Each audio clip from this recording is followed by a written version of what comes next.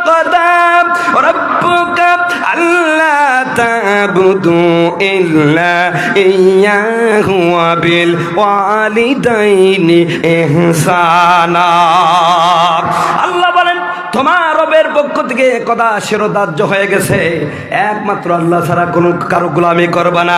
2 number, যার গোলামি করবা, যার সাথে সদাচরণ করবা, যার সাথে নম্র ব্যবহার করবা, ভালো আচরণ করবা, সুন্দর আচরণ করবা, সেটা হলো তোমার মা বাবা।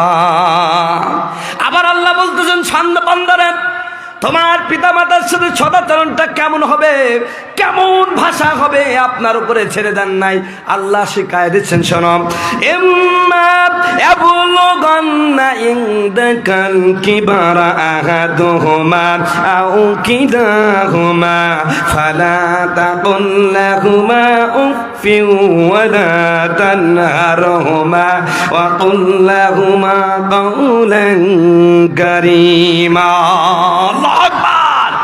তোমার জীবদ্দশায় যদি তোমার পিতামাতার বার্ধক্যে উপনীত হয়, ওরা যদি বুড়াবুড়ি হয়ে যায়, খবরদার তাদের সাথে ধমকেশ্বরে কথা বলো না, তাদেরকে কষ্ট দিও না, এমন কোনো আচরণ করো না। তোমার আচরণে কষ্ট পেয়ে তারা আ শব্দ করে, তারা কষ্টের কারণে তারা দুঃখ পায়, এমন আচরণ করবা না।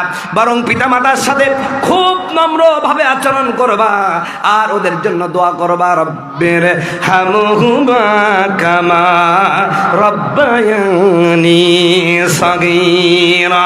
আয় আল্লাহ, আমি যখন শৈশব ছিলাম, ভূমিষ্ঠ হওয়ার পরে কান্না ছাড়া আমার কোনো ভাষা ছিল না। মায়ের কোলের মধ্যে প্রসাব করে দিয়েছি, পায়খানা করে দিয়েছি।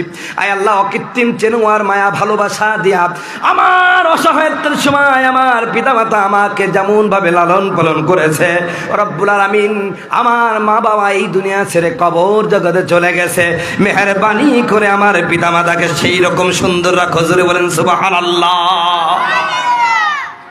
বাবা পৃথিবীর সবচেয়ে বড় পীরের নাম বাবা। বাংলাদেশের 80% যুবক আছে মা বাপকে ভাত দেয় না, ভালো আচরণ করে না। কথা বলুন ঠিক কিনা? এই কথা বলছি বলে কষ্ট পাচ্ছে? আল্লাহর কসম করে বলি যুবক, তুমি যদি আজকে তোমার পিতা মাতার সাথে সদাচরণ না করো, তুমি লিখে রাখো ডায়েরিতে, আমি নুরুল আমিন বলে গেলাম, আগামীকাল তোমার সন্তান তোমার সাথে একই আচরণ করবে, বরং তার চেয়েও বেশি খারাপ আচরণ করবে। কারণ মা বাপ যদি একবার উহ শব্দ বলে না, আর সাজিবে সরাসরি কবুল হয়।